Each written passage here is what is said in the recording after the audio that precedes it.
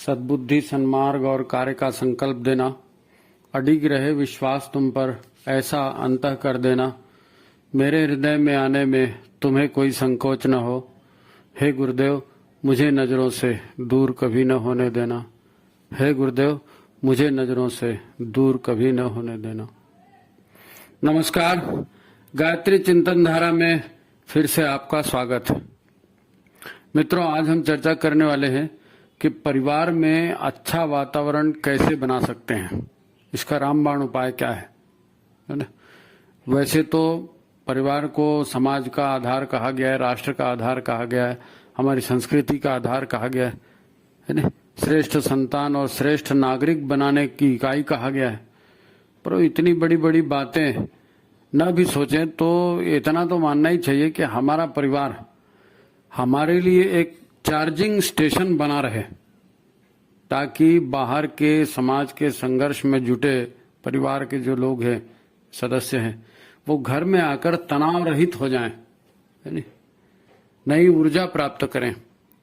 परिवार में आकर व्यक्ति रिलैक्स अनुभव करे, शांति अनुभव करे, जिसकी आज सबसे ज्यादा जरूरत है। तो ये व्यवस्था कैसे बनाएं, यह महत्वपूर्ण विषय आज हमारी चर्चा का है ना। तो इस संदेश को अंत तक सुने, अच्छा लगे तो लाइक करें, शेयर करें और ज्यादा से ज्यादा लोगों तक गायत्री चिंतन धारा को भेजने में अपना सहयोग करें। तो ठीक है, आज का ये महत्वपूर्ण विषय अपन शुरू करते हैं। मित्रों, परिवार हमारी सारी सुख सुविधाओं का केंद्र है। परिवार ही हमारी ताकत है। सफलता के लिए फैमिली सपोर्ट सबसे ज्यादा जरूरी होता है, हम सब ये जानते हैं। और हमें परिवारजनों से बड़ी बड़ी उम्मीदें भी होती हैं कि वे हमें सहयोग करेंगे, हमारी जरूरतों को समझेंगे। परिवार के सभी सदस्य ऐसा चाहते हैं, सब सदस्य ऐसे ही चाहते हैं कि परिवार हमें सपोर्ट करे, पर ऐसा कितना हो पाता है, इसलिए ये मुद्दा बड़ा गंभीर और महत्वपूर्ण है।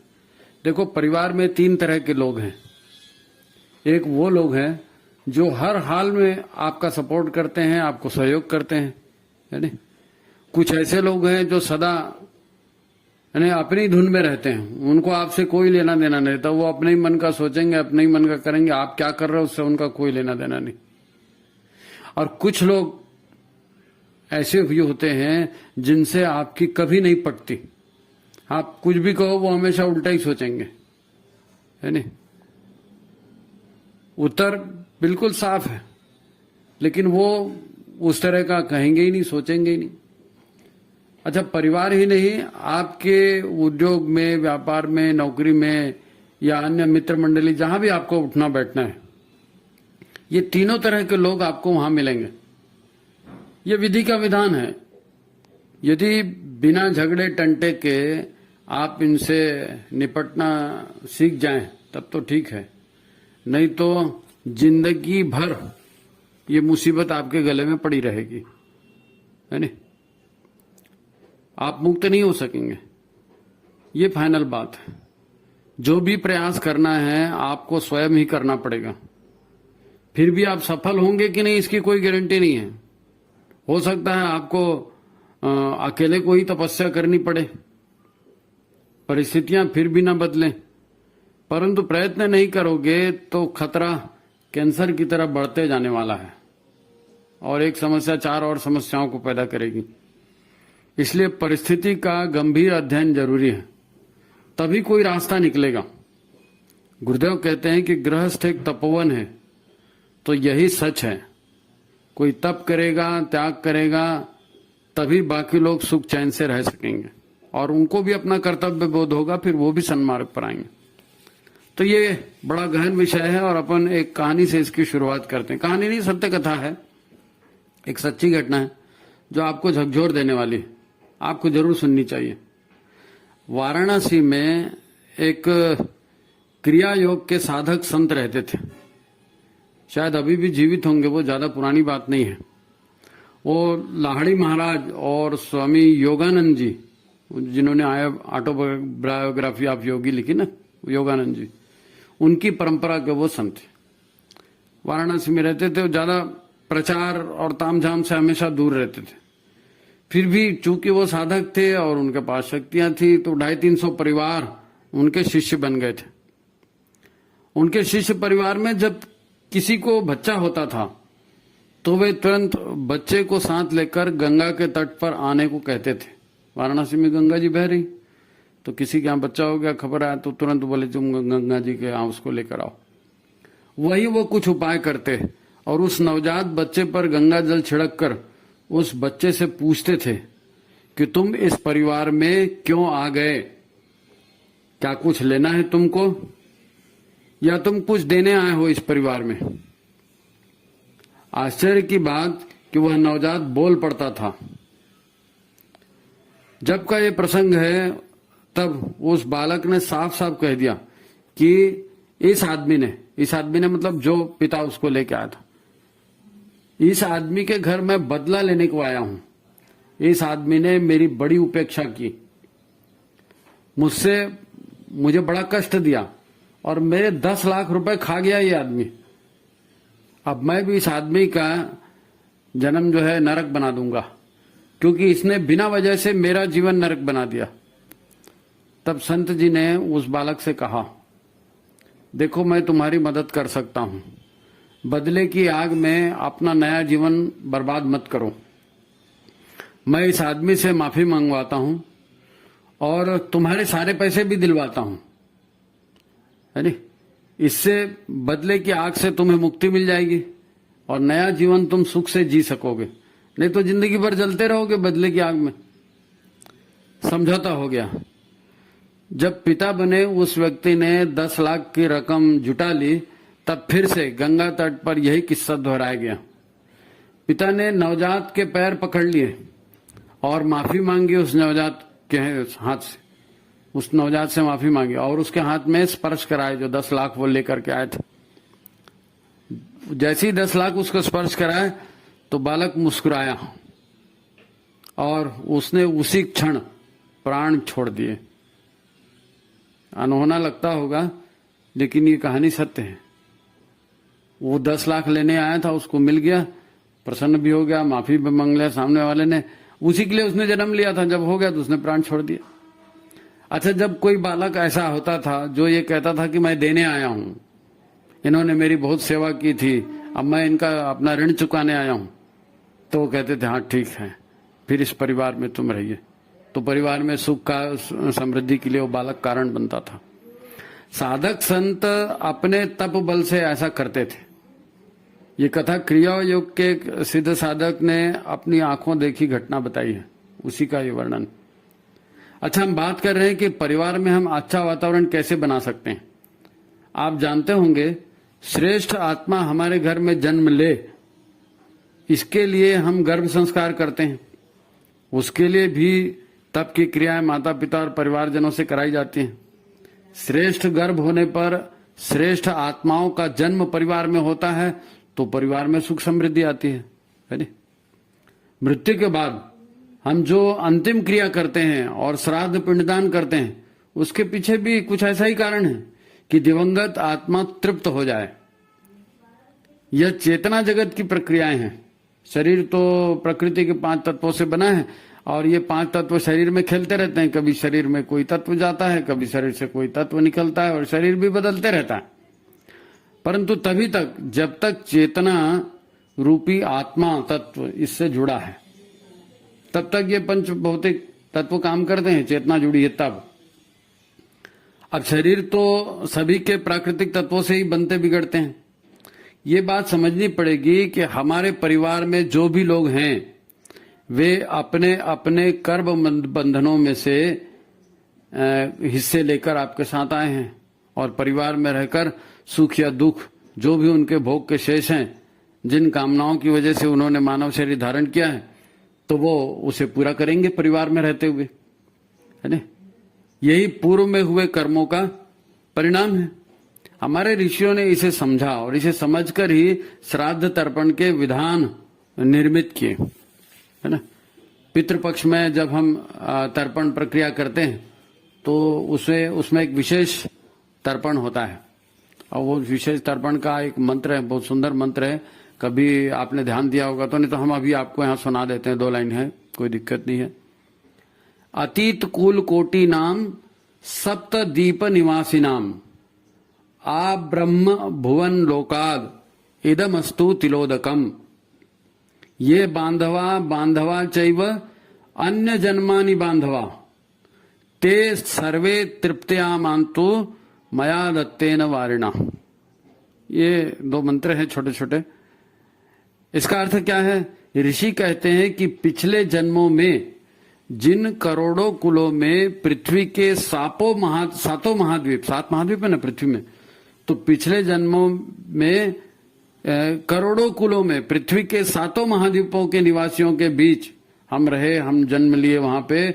और ब्रह्मांड के ब्रह्मांड में 14 लोक कहे गए, तो ब्रह्मांड के 14 लोकों में और तीनों भुवनों में जिनमें भी हमारे संबंध बने, उन सभी के लिए ये तिलोदक है। और ये तिलोदक मैं श्रद्धा से उन सभी संबंधियों को समर्पित करता हूं, क्योंकि चेतना की यात्रा है ये।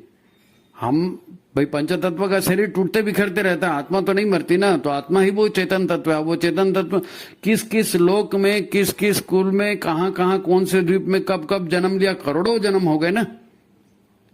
यहां जो शब्द आया है बांधवा, ये बांधवा बांधवा चाहिए, यहाँ जो बांधवा शब्द आया है वह मानवीय संबंधों के लिए, बंधु बांधव हमारे। अब वो महिला है पुरुष है तो उनके भी सगे संबंधी है, सगे संबंधी के लिए बांधव शब्द है। तो इस जन्म के सारे बंधु बांधव यानी संबंधी, या किसी भी अन्य जन्म में रहे संबंधियों से जिनसे हमारा संबंध रहा, उन सभी की तृप्ति के लिए मैं अपनी श्रद्धा समर्पित करता हूं। कितनी दूर की सोच है।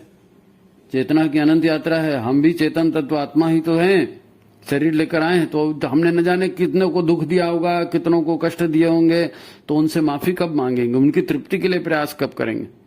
तो ये मनुष्य जन्म में हमारे ऋषियों ने परंपरा बनाई कि हम अपने आप को साफ रखें, हमारे अपने कर्म फलों को हम साफ रखें, किसी को दुख देने वाली, तड़पने वाली स्थिति का पैदा न हो। परिवार में रहेंगे और ये दुख तड़प लेकर के आएंगे तो परिवार के अन्य लोग भी भुगतेंगे ना। हमारी श्राद्ध तर्पण परंपरा का सार है ये, जन्म जन्मांतर के ऋणानुबंधों से मुक्त होना, है नहीं। इन अनेकों जन्मों में क्या हुआ था, हमारे शरीर के सिस्टम का तो अंत हो गया, पर हमारा लेन देन का हिसाब पूरा नहीं हो पाया था। तो ये सारा का सारा लेन देन का व्यवहार इस जन्म में हम पूरा करते हुए जी रहे हैं। अब शरीर के अंत तक ये पूरा नहीं हुआ तो अगला जन्म फिर हमें लेना पड़ेगा ना। ये तो विधि का विधान है। आप अपने जीवन को ही देखें तो कोई अन्य आदमी कभी भी आकर, अनजान आदमी होता है, कभी भी आकर आपकी मदद कर देता है। आप कहते हैं अरे यार मेरी लक बहुत अच्छी थी, उसने मदद कर दिया, आके भगवान उसका भला करे। ऐसा होता है नहीं, अनजान आदमी मदद कर देता है। और कभी कभी कोई अनजान आदमी वो आपको बुरा भी कर देता है, आपका हक भी छीन लेता है। यानी आपकी गाड़ी खड़ी है तो आपको ठोक के आपके हाथ पर भी तोड़ देता है। आपको कुछ समझ में नहीं आता कि ये क्यों हो गया। लेकिन दुनिया में अटेंडम अनजाने में कुछ नहीं होता, सारी लिंक बंधी हुई रहती है। क्रिया और परिणाम के भरोसे ही संसार चल रहा है।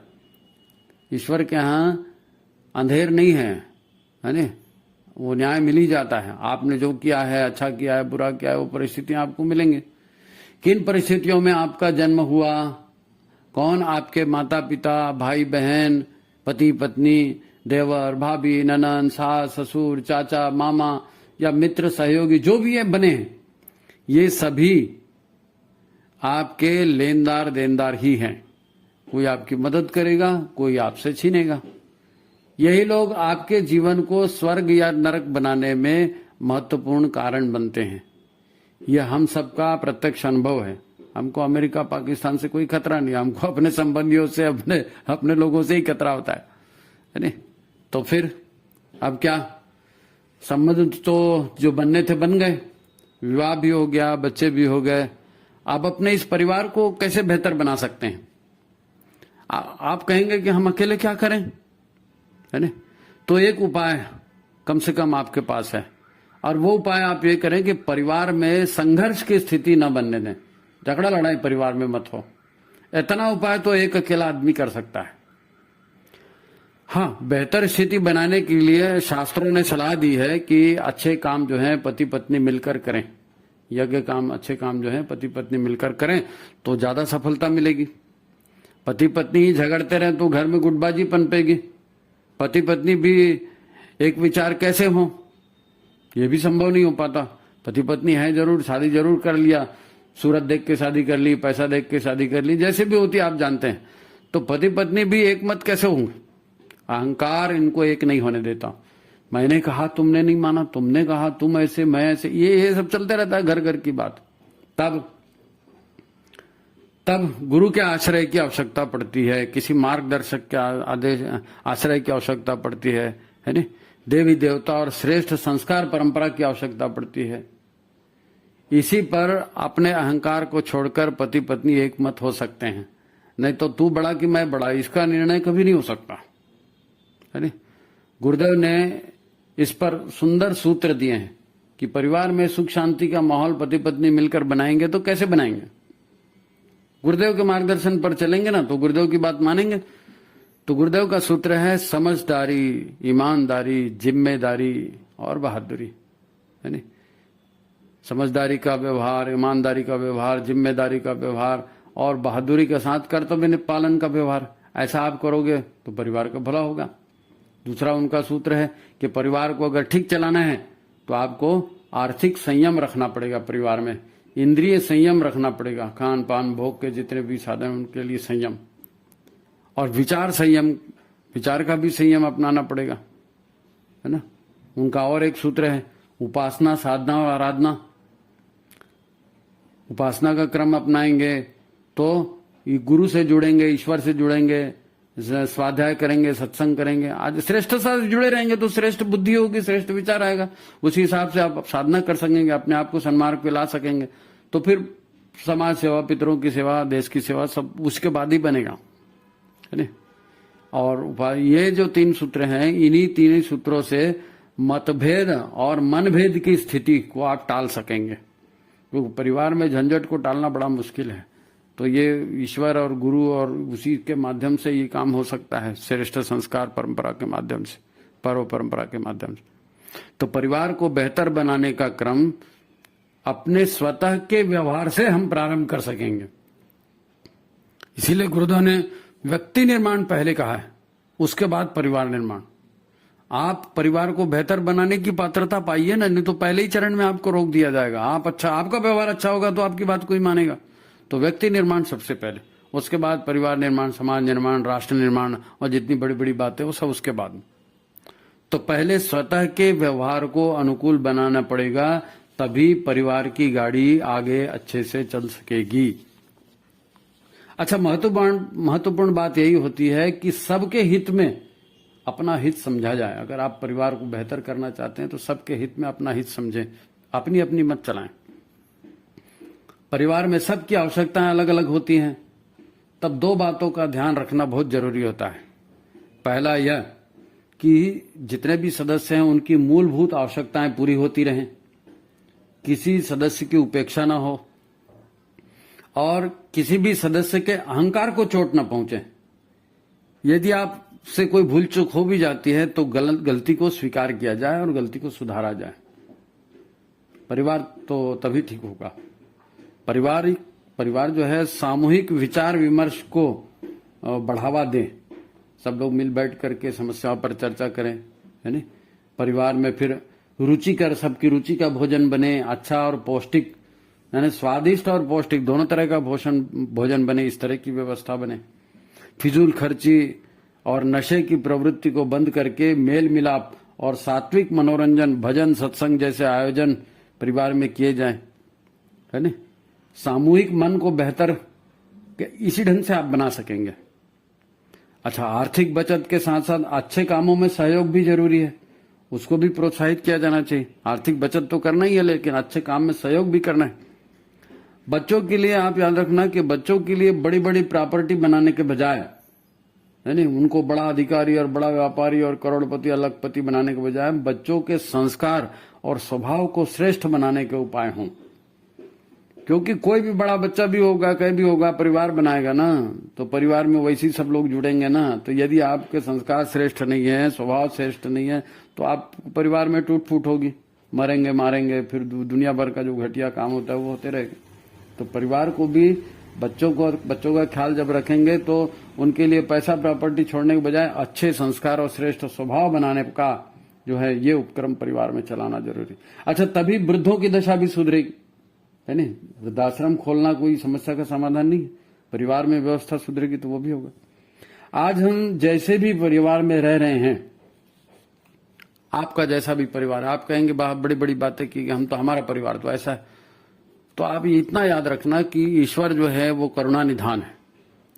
ईश्वर बड़ी कृपा करता है, बड़ी करुणा करता है। उसने हमें करुणा करके मनुष्य बनाया, उसने करुणा करके माता पिता दिए, साधन दिए, परिवार दिया। हमें जो भी सबसे अच्छा मिल सकता है वह हमें ऑलरेडी ईश्वर ने दिया है। आप जीवन के केवल काले भाग को ना देखें कि ये तो नहीं मिला, ऐसा तो नहीं हुआ, उसके यहाँ तो ऐसा है, हमारे यहाँ तो ऐसा नहीं है, वो तो अच्छा है, हम तो बुरे। तो आप जीवन के इस काले भाग को मत देखिए। कोई भी पूर्ण नहीं होता, सबके पास कुछ न कुछ कमी होती है। आपके पास बहुत कुछ है जिसके आधार पर आप बहुत कुछ कर सकते हैं, और जो आपके पास है उसको अनेकों लोग तरस रहे हैं, उनके पास वो भी नहीं है। पति पत्नी अलग अलग गुणों की प्रधानता रखते हैं, दोनों अगर एक मत से परिवार को बेहतर बनाने की दिशा में चलें तो काफी कुछ बेहतर हो सकता है। पति पत्नी सबसे अच्छे मित्र हो सकते हैं, सबसे अच्छे दोस्त होते हैं, है ना? और पति पत्नी एक दूसरे को भावनात्मक सपोर्ट देते रहें या इसके अनुकूल वातावरण बनाने का प्रयास करें तो परिवार स्वर्ग जैसे बन सकता है। इसमें कोई दो मत नहीं है। वही तो मुखिया है परिवार के। बाबा तुलसीदास जी ने बड़ा अच्छा सूत्र दिया है, गुरुदेव ने भी कहा है, बाबा तुलसीदास जी ने भी कहा है। तुलसीदास जी क्या कहते हैं? जहां सुमति तह संपत्ति नाना, जहां कुमति तह विपत विधाना। यानी जहां सुमति है, अच्छे ढंग से सोचने वाले लोग हैं, तो हर तरह की सुख ऐश्वर्य और सारी संपत्ति को प्राप्त होंगे। और जहां कुमति है, कुटिलता है, तो वहां तो दुखद स्थितियां आएंगी, विभाजन की स्थितियां आएंगी। ये ईश्वर का विधान है। तो ये तरीका है कुल मिलाकर के, है नहीं? सारे मुद्दों पर अपन ने चर्चा की, काफी चर्चा हो गई। तो फिर क्या करें? उस प्राण स्वरूप, दुख नाशक, सुख स्वरूप श्रेष्ठ परमात्मा को हम अपने अंतःकरण में धारण करें, और वो परमात्मा हमारी बुद्धि को सन्मार्ग में प्रेरित करें, हमारी बुद्धि को सन्मार्ग में प्रेरित करें, क्योंकि हमारे से ही सुधार की शुरुआत होने वाली है। तो ठीक है, ये आज का एक महत्वपूर्ण चिंतन है और इस पर गंभीरता से विचार करें। मित्रों, इस चैनल की बातों को दूर दूर तक पहुंचाना आपका भी दायित्व है। अन्य लोगों को भेजिए, शेयर करिए और उनसे कहिए कि पूरा सुना करेंगे, पूछिए, है ना? तो ठीक है, इस निवेदन के साथ आज की बात समाप्त करते हैं। एक बार अगर नहीं लगा तो दोबारा ध्यान से सुनिए, ठीक है? ठीक। ओम शांति, प्रणाम।